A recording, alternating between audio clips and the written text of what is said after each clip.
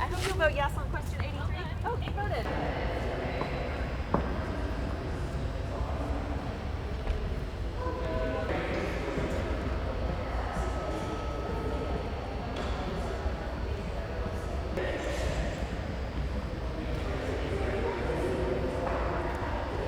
There's no molecule in my body that can possibly vote for that.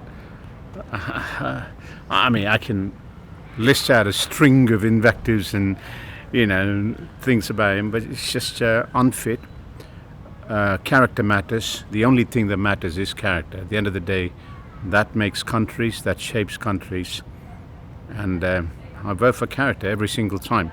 Inflation, this, that, things move, those things move. Character is a constant that doesn't move.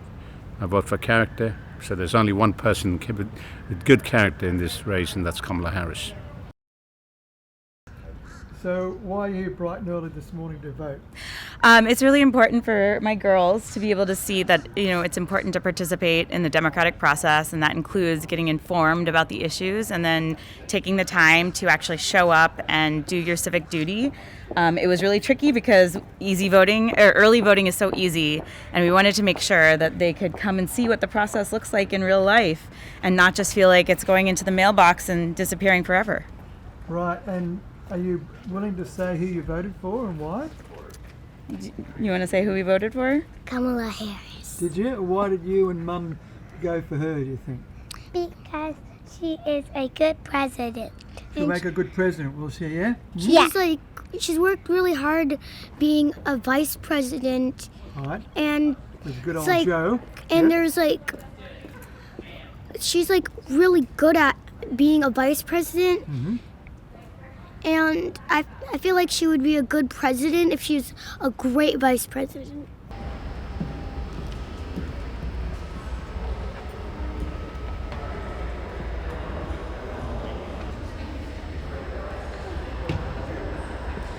Yeah, I voted for Kamala Harris. I think there's a lot at stake in this election.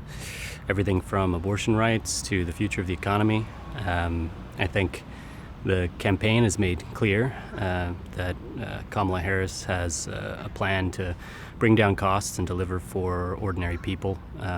Trump's plan, if there is one, is damaging tariffs that would increase costs and potentially tank the economy. And generally speaking, he's not earned a place in the White House again. He's not fit for office, attempted quite a cute coup, but something close with the January 6th insurrection. And I hope that Americans see that as disqualifying.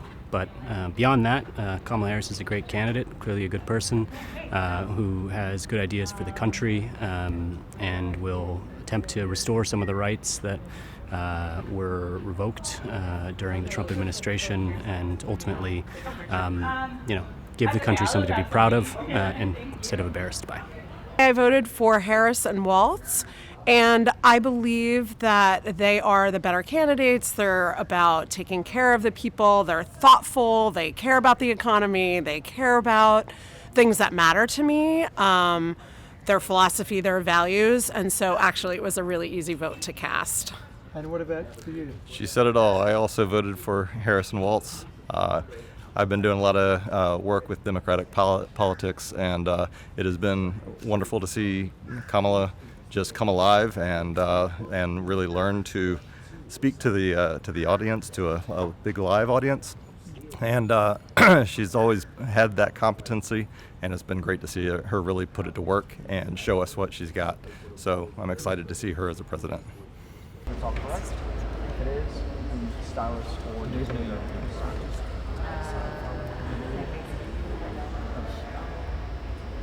Ted, every election I think is an important one to participate in. I think this one is particularly important just given the stakes of the race, particularly at the national level.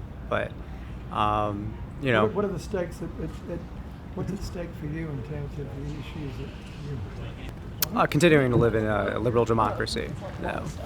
Yeah, so pretty basic. Yeah, but it's 2024, so you don't really think that you're going to be voting for, preserving the fundamental aspects of your government and civil society. So, yeah, so that's why I'm out.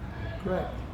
What do you feel about the Democrats under Biden and presumably under Harris giving full support for Israel and what's been happening in Gaza? I don't really have an opinion on that. Don't you? Why is that? Why is that? It's not something that, I think is, something that we, should be involved in. So, Right. yeah, I think the most important foreign conflict we have right now is in Ukraine. Right. Yeah, and there's a lot of children dying there too. Yeah, exactly, yeah. Good morning.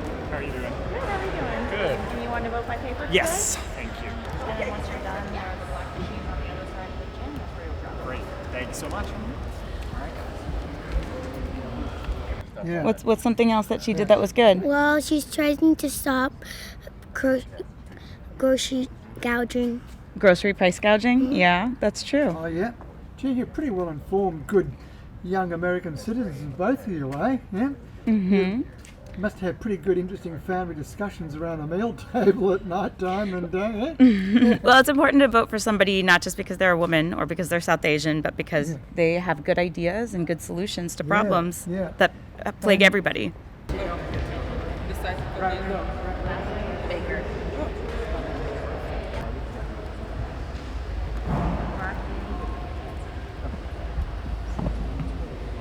Trump has shown us his true colors. He's I don't understand. I come from a evangelical Christian family. I'm the atheist in the family, but when I think with my formerly Christian mind, and I think about what it would mean to vote for Trump as a person of faith who values integrity, who values honesty, who values fair play. It confuses me, and it continues to confuse me why members of a community that I actually have a lot of love and respect for can cast that vote and seem to be doing it with their Christian faith in mind. That just confuses me. Her position on the environment, we're all as parents pretty freaked out by what the world that our kids are inheriting. Do you think that she will seriously take that on board? I think that it's important to make a business case for people to do the right thing, and I think that she has that experience of consensus building, and she will be able to make the business case for folks to do the right thing in terms of the environment. I think that, we need stakeholders from both the top level corporations as down to children to do everything from picking up their trash off the street to making sure they're being conscious of the environmental effects of production and things like that. And I do think that, she is a president for all people. She has demonstrated a record of working across the aisle and will be able to get us there.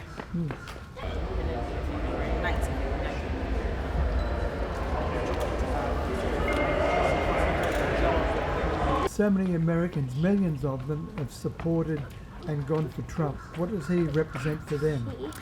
I can't really speak to what other people see. I mean, I think, there are reasons that people support them. I think that, in a lot of ways, people are feeling lost and having a hard time with change and the way that society is evolving over time. I think that anger is a lot more attractive than rolling up your sleeves and doing hard work.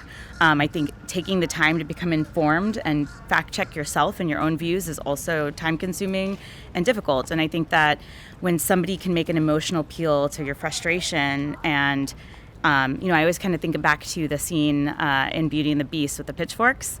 That's always an easier sell than saying, hey, go read 6 different newspapers and amalgamate your opinions based on that. So, that's a brilliantly informed position. Thank you so much. Well, so thank what's you. your first name and your 2 daughters' names? My name is Asha. This is Radhika and Revathi. Radhika and This one is Revathi.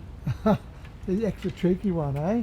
I hope you keep her in place, eh? This guy, you're saying that if you get the things that you want, he's handing you things like defeating Roe v. Wade.